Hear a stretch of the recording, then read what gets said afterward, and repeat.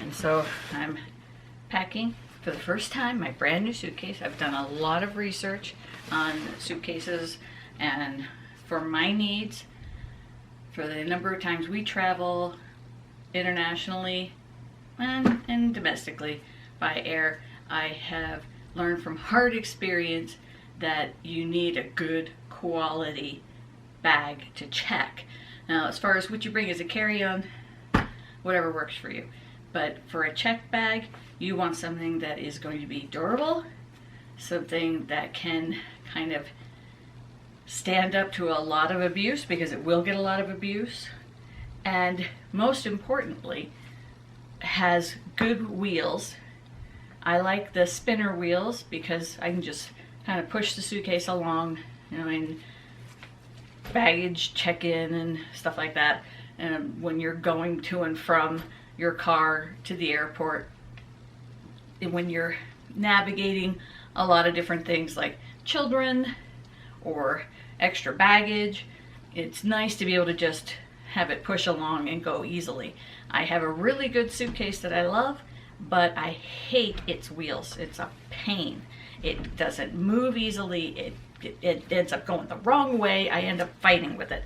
So I ended up this year saying, that's it. I've had it with that suitcase, and I got me a well-rated one. And we're gonna find out if this bag really does what it says it's gonna do, because we have 2 trips in about 2 months' time. One domestic, one international. It's gonna prove to me whether or not it was a good choice. This is a Caribbean Joe, and it's a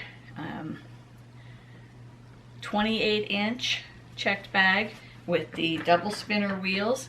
I'm gonna get a close-up on the wheels for you.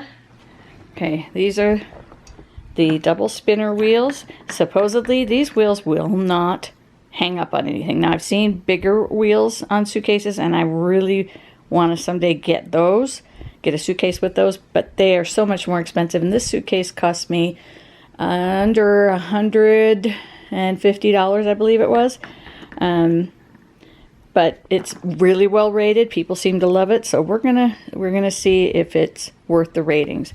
Has a huge compartment, has this zipper pocket, has this snap in and out zipper pouch, and of course it's got, you know, the zipper pocket here, a little area there for shoes and such.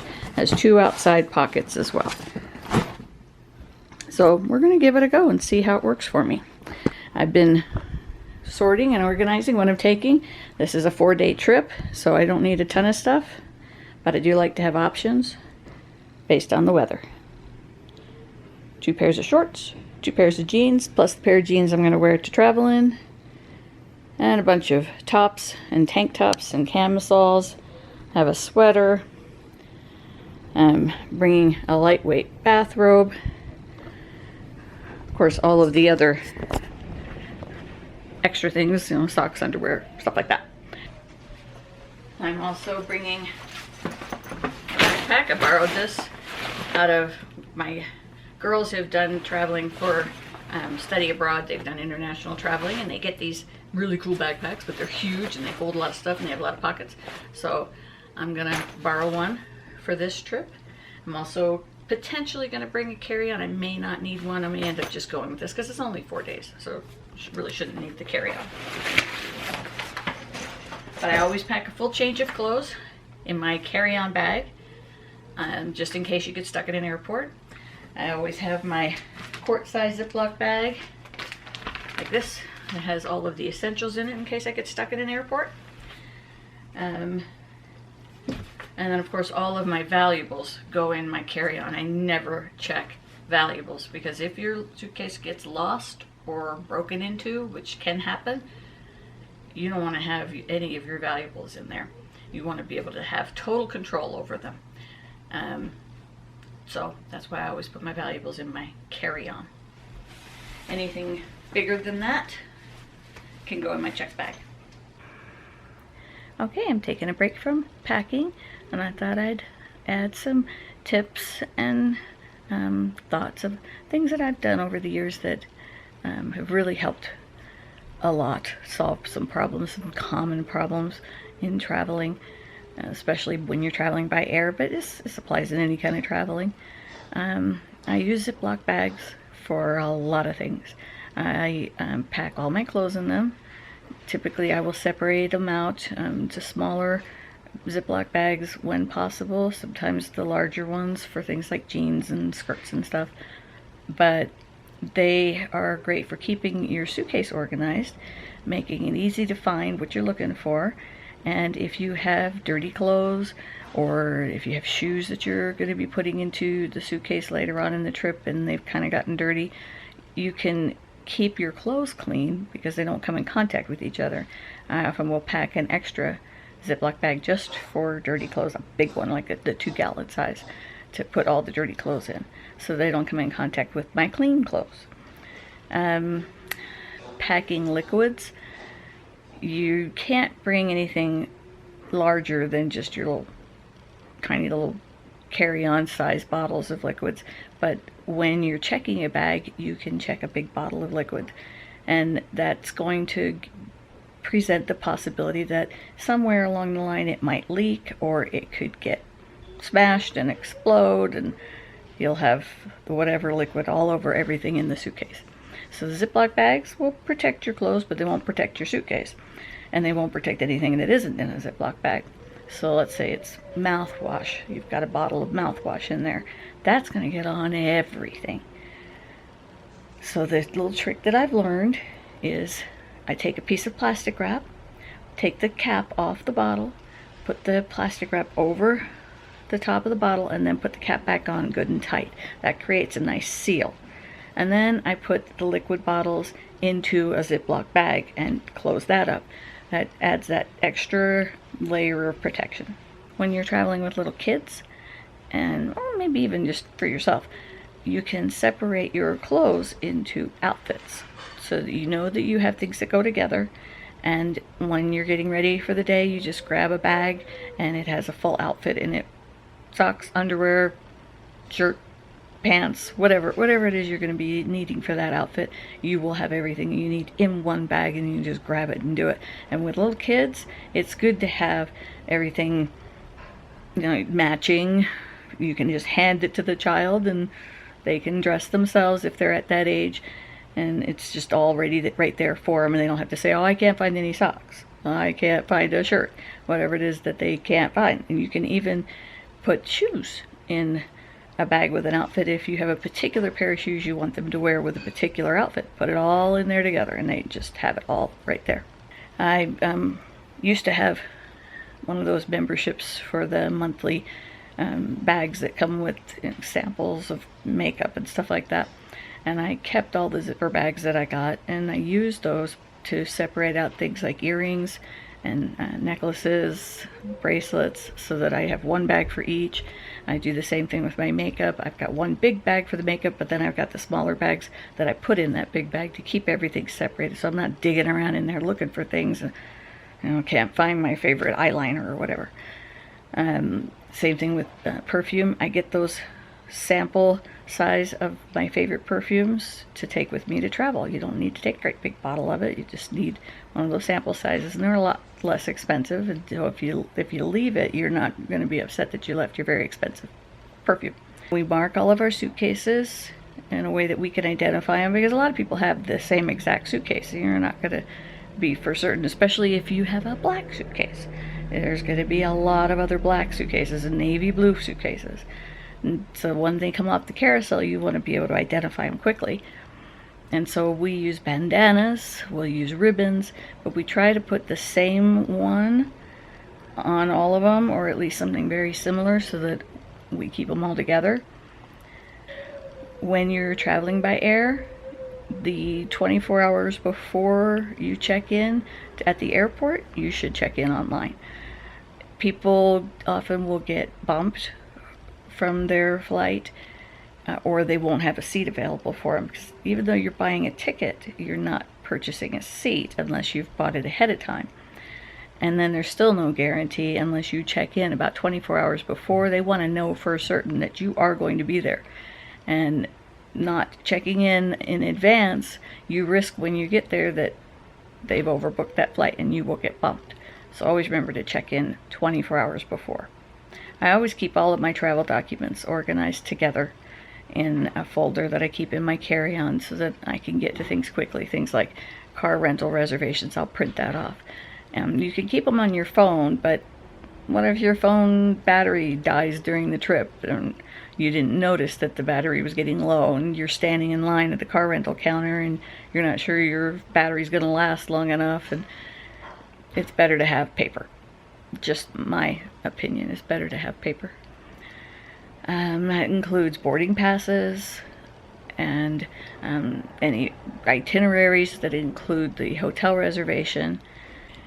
Always, always, always have something long sleeve to put on when you're on the plane. Airplanes get incredibly cold, and even if you don't use it for your arms, you could use it, you can roll it up and use it for your neck. You cover your legs with it. I oftentimes will cover my legs with it because that's where I tend to get really cold. But bring something on the plane to keep warm with. A good tip is to pack an empty water bottle or other kind of drink container. And the reason empty is because you're going to want to put it in your carry-on and you can't bring that much liquid.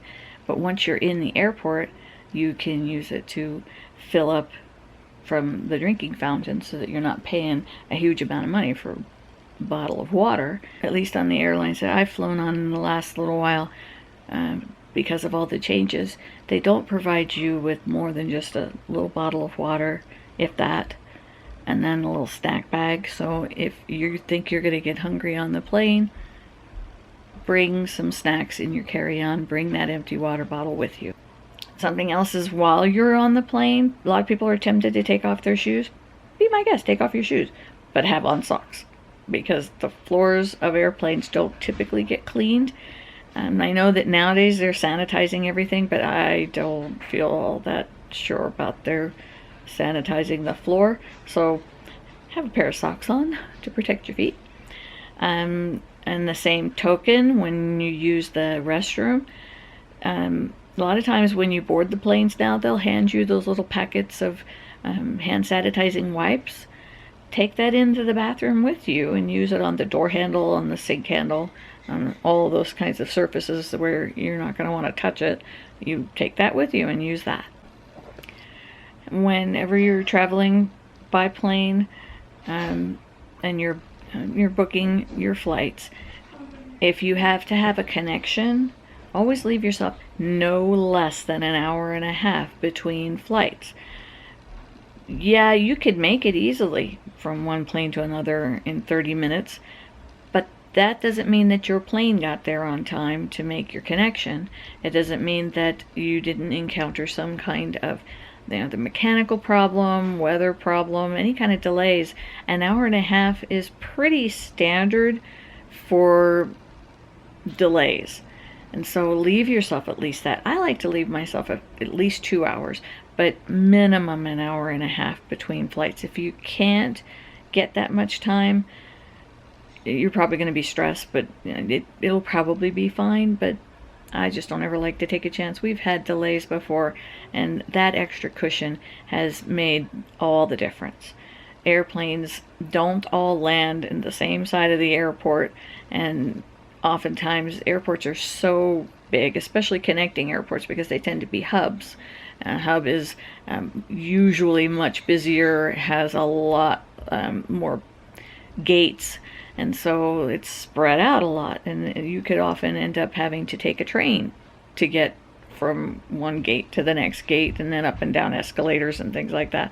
And especially if you're making a return flight from an international destination and you have to go through customs and immigration, even though most airports have sped that process up, it can still take a long time. And then if you have a connecting flight after you've gone through customs and immigration, you're going to have to recheck your bags. That can take time. And then you have to get to your gate from there. I like to leave about 3 hours in between flights when I'm coming into the country from an international destination. And that's going to apply if your connecting flight from the US is in an airport that's international. Let's say you're traveling down to Mexico and you're doing a connecting flight through Mexico City. You're going to have to pick up your bags. You have to go through customs and immigration, pick up your bags, and then recheck them, and then get to a domestic terminal. And that can take time. I've never been through the Mexico City airport, so I couldn't tell you how easy it is to navigate. But I wouldn't want to do that with anything less than 3 hours time to account for all of that and any delays that might occur. So always plan so that you don't cause yourself a lot of stress. And a longer than 3 hour connection, you're going to need to also plan for entertainment, because there's nothing to do in an airport. Having something on your phone, having a tablet or a laptop where you've got it preloaded with movies. Most airports have free Wi-Fi. Not all do, but most do. You can, watch Netflix or something. But plan to entertain yourself, entertain your kids. You're also going to want to plan for meals that might occur while you're traveling, which can be expensive in airports. No, it is expensive in airports. You can try to plan ahead, but there's only so much that you can get through security that's allowable, and you certainly can't bring it into another country. Things like meats and cheeses and things like that, you're just not allowed. Produce, you cannot bring those into another country, and it's a problem if you have that in your luggage, even in your carry-on. So I wouldn't bother doing that. I wouldn't bother trying. Keep track of what you've got in your carry-on to make sure you're not bringing something in accidentally, because then you'll have some explaining to do. Going through customs and immigration is a lot easier than it used to be. For most airports, they've got it much more automated. There's not as many lines to stand in. They really kind of get you through, get you through as fast as they can. And that's really nice, because I remember the days of it being a long cattle drive. It was not fun. Always think about your arrival time in an airport. If you're having something like a shuttle or a rental car that you're expected to be able to pick up, because rental car offices don't all stay open the whole time that the airport is open. With this trip that we're about to make, we just had to rebook a different car through a different car rental company, because the rental company we originally booked through their counter closed an hour before our flight was supposed to arrive. And we didn't want to go through the expense of changing our flight, so we ended up having to change our car rental, and we're not real comfortable with the company we rented through. I'll update on that when we get back, but it was the only one that was going to be open when we got there, so we had to go for that. But I didn't notice that until Sunday or Saturday, and that was a scramble. So always check on things like that. Don't just assume that because your flight is going to be landing that everything is going to be open, and that includes restaurants in the airports. Even when we didn't have all the closures that we are dealing with right now, restaurants have closing times. Not everything is open late at night or early in the morning, and if you're holding out thinking, oh, we'll just eat when we land, you might not be able to. So take that into account. Okay, I want to finish up with the travel video, and I've made some notes of things that I don't want to forget, important things that I've either picked up over the years with experience or from other people that have experience, but this is as comprehensive as I can make it. I'm still working on my packing. I've got everything pretty much packed the way I want it, as far as in my suitcase. I've got everything in Ziploc bags separated. I've got 2 bags of shirts, a bag with shorts and jeans, and I've got a bag with unmentionables. I also have a pair of sandals in a bag to keep them from getting my clothes dirty. But there's still plenty of room in there because it's really just a short trip. so I don't need to put a ton of stuff in there. I'm getting ready to put all of this in there. This is a divider that I got off of Amazon, and it just has all the bathroom things I'm going to want. Shampoo and conditioner that are also in Ziploc bags, and then mouthwash, toothpaste, lotion, makeup wipes. I've got a first aid kit. It's just kind of a basic one. I've also got my earrings and necklaces. I'm going to add a little video on the end of this that shows how I wrap my necklaces so they don't get all tangled up. But that just folds up, and then when we're at the hotel, there's actually a little hook in here, and it will hang up in the bathroom. So that's nice and handy. I've got all my bracelets in a bag, and this is for electronics, you know, an extra USB, stuff like that, or SD card, not USB. This goes with us everywhere we go. This has been on, I can't even think of how many trips, but it is our cotton ball and Q-tip container, and that's all that's in here. And everybody knows if they need a Q-tip or a cotton ball, that's what they're going to look for. I've also got in here, this is my makeup bag, and in here I've got my magnetic eyelashes, makeup brushes, and there's also a couple of samplers of perfume. I've got things separated by lips, eyes, and face, as in foundation, things like that, highlighter. This is the strap that we put on our suitcases.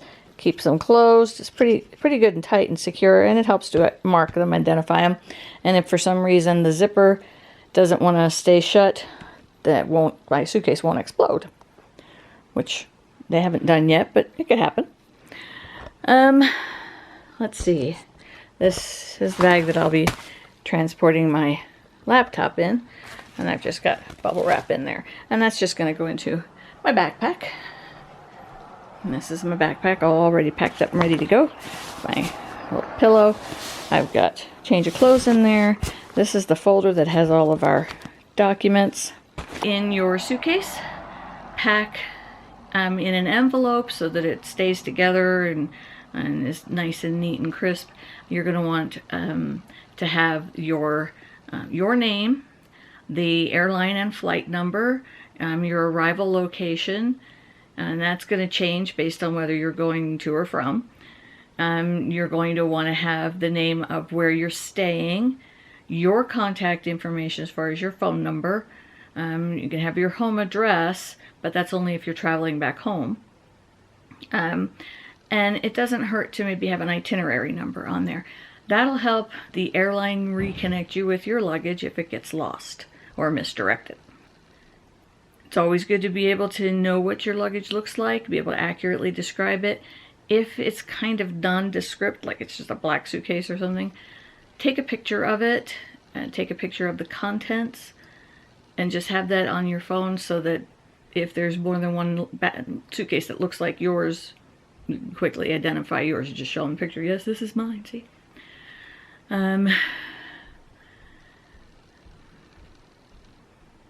In your important documents, you're going to want to keep a copy of your itinerary, all your hotel contact information, car rental stuff, all that stuff. I've said that before, but you know, it bears repeating. A lot of people, when they're concerned about the weight of their suitcases, they'll take the heavier things out, like coats, things like that, and they'll wear them through security. Once you've gotten through security, you can take it back off again. Heavy sweater, bulky shoes, and then you can put those in your carry-on, but if they're on you, they don't count towards your weight. And so that can help take a pound or two or maybe more off of the total weight of your checked bag and of your carry-on. When you're navigating airports, sometimes it's easy to get lost. A lot of the airports have a downloadable app, or you can just use the Wi-Fi and you can look up the airport website, and a lot of them have Google Maps that work a lot like Google Maps, or it is Google Maps, I don't know. But it's a point by point, where it'll take you through the airport to help you to locate your next gate, or the lounge, or a bathroom, whatever it is that you're looking for, baggage claim, the car rental place. It'll take you point by point. Because sometimes, especially if an airport is under construction, sometimes it can be really difficult to follow the signage. Typically, signage is really good though. Even in international airports, most of the signs also include English, and so it helps to be. There's an app called My Flight, Google My Flight. If you search that and you're already logged into, with your Gmail account, it will find your next itinerary, and you'll be able to have it right on your phone. If you lose your itinerary, or for some reason you just want to quick search it on your phone, there you go. Take a screenshot of that, or a photo of your hard copy itinerary, so that if for some reason the Wi-Fi isn't working in your gallery, you'll have a screenshot that you can pull up and refer to. When packing, we don't typically do this. Sometimes we'll do it. Probably should do it more than we do. When you're packing, try to put some of your clothes in your travel companion's luggage and vice versa, so that if somebody's luggage gets lost, you've got at least an outfit or two in each other's bag. It's always a good idea. When you're booking seats, I recommend that you not wait and have the airline assign seats, because first of all, you probably won't be sitting together, which isn't always a big deal, but sometimes it can be, especially if you're wanting to not sit next to a stranger. Some of us are like that. Some people don't want an aisle seat. Some people don't want a window seat. For whatever your preference, it's always a good idea to book the seat ahead of time. Most airlines do charge you for a seat. There may be some seats that are free. They're usually way in the back, and they're not bad seats. It's just that they're way in the back. Avoid the exit seats, because those seats typically don't recline. A lot of people won't they won't worry about getting an exit seat, because they figure, well, I can open the door. I'm not going to have a problem with that. I'm in pretty good shape. It's not about that. You want to be able to recline your seat a little bit. And most of the seats now on flights are not, they don't recline very far anymore. They've been kind of mechanically fixed. That isn't always true, but it is true in a lot of, especially the shorter flights. But all of the exit row seats do not recline, and typically the ones directly behind them and in front of them, the adjacent seats, rows, don't recline. So avoid those, but definitely book seats over the wings, because especially if you're at all bothered by turbulence, the wing seats experience less turbulence, less effect from the turbulence. So if it bothers you, get seats over the wings. If you're gonna drop your car off at like long-term parking, economy parking, whatever they're calling it at your airport, take a picture of the signage, of the row number, lot number, whatever signs there are, the shuttle stop number, so that when you're coming back, if for some reason you just can't remember where you parked, and that has happened to us a couple times, we've been at the airport enough times that we couldn't remember this time where we parked. So take a picture of it, so that you won't be stressed out about that when you're getting back from your trip. A lot of airlines have an app that will track your luggage for you. Every time it's scanned into a different location, it uploads that information. A lot of times it's emailed to you, sometimes it's texted to you. I don't know if it's app dependent or if it's what you've selected for options, but I like that because it'll tell me your luggage is now on your plane. I like that. It provides a level of comfort knowing that your luggage made it. Send a copy of your passport to your email. It comes in really handy to have access to it absolutely anywhere. Wherever you can access your email, you will always have a copy of your passport that you can access. That can be important. Same goes for e-tickets, insurance papers, visas, vaccination documents. If you're traveling with a pet, any of their information. Screenshot those, screenshot your flight information, that kind of stuff. Before you get to your security check-in, put away your watches, belts with buckles, anything that's metal, change out of your pockets. Go through your pockets and make sure that your travel companions go through their pockets, because every time somebody has forgotten they had their keys in their pocket, something like that, and it just delays things. So get those things emptied into your carry-on. You can take them back out as soon as you get through security, but just for the security part, take them out and put them in your carry-on. It goes a lot faster. And if you're willing to pay for TSA pre-check, I highly recommend it. It gets you quicker through the security checks. You don't have to remove belts or shoes or jackets to go through the security. And typically, you're not going to have to do the whole body scanner thing. It just whisks you right through. That's the whole point of it. But it does cost, I think it was $80 each for the two of us. And it's good for 5 years? Something like that? I don't know. It's well worth it. Pay attention when you're in the airport. And I know there's a tendency, especially when you're at the gate, you're waiting and you're kind of getting bored and relaxed, and maybe you're distracted or dozing or whatever. But pay attention, listen to the announcements being made, and periodically check the computer board for gate assignments and boarding and boarding times. They do change. And they can change more than once. And that kind of thing can make or break your entire trip. If you're sitting at a gate, it's happened to us. They made an announcement. It was very noisy in the airport. It was really hard to hear them. I barely made out the city that we were flying to. And I quick jumped up and checked the board, and sure enough, they had changed our gate to another whole side of the airport, and we had to hustle to get over there. So if we'd not been paying attention to that, we would have missed our flight. And that was an international flight and would have been so stressful. As late as it was, I doubt we would have been able to get a connection that night. So that would have meant hotel room, possibly transportation to and from, any flight changes if it was a more expensive flight the next day, that kind of thing. It's just not something you want to deal with. Plus, our luggage would have gone on ahead of us and been sitting in baggage claim until we got there the next day. So yeah, we would have had what we needed in our carry-ons, but yeah, that's no good.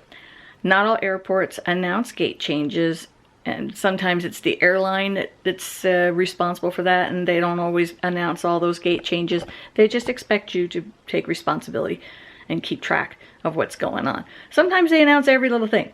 Other times you don't hear anything and suddenly everything has changed. Okay, avoid drinking the water on the plane. The water on planes, it's held in a water tank. They've done tests on these things, and oftentimes they find mold growing in the tanks. Just don't. Just don't. It's probably fine. You're going to survive. You won't die from it.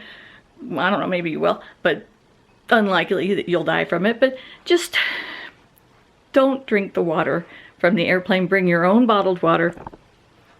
Then you'll have quality control. When you're on the plane and you're looking to put your luggage in or your carry-on into an overhead bin, choose one that's either right at your seat or forward from you in the plane, not behind you.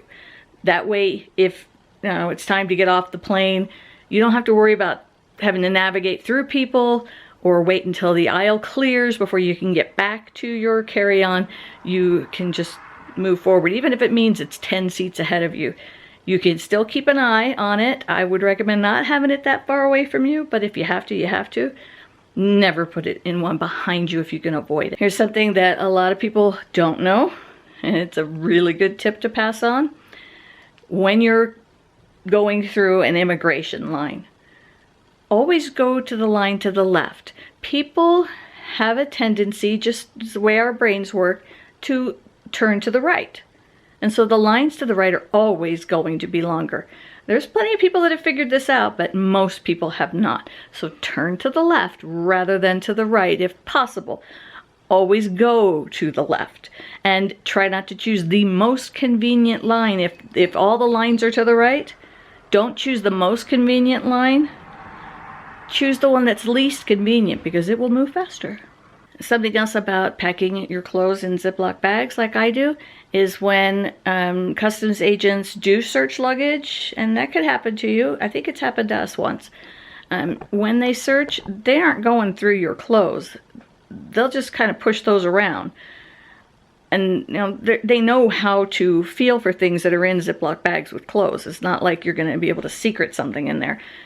But then they're not getting their hands all over your clothes. They're not getting your clothes all wrinkled up and pushed around, and nobody wants that.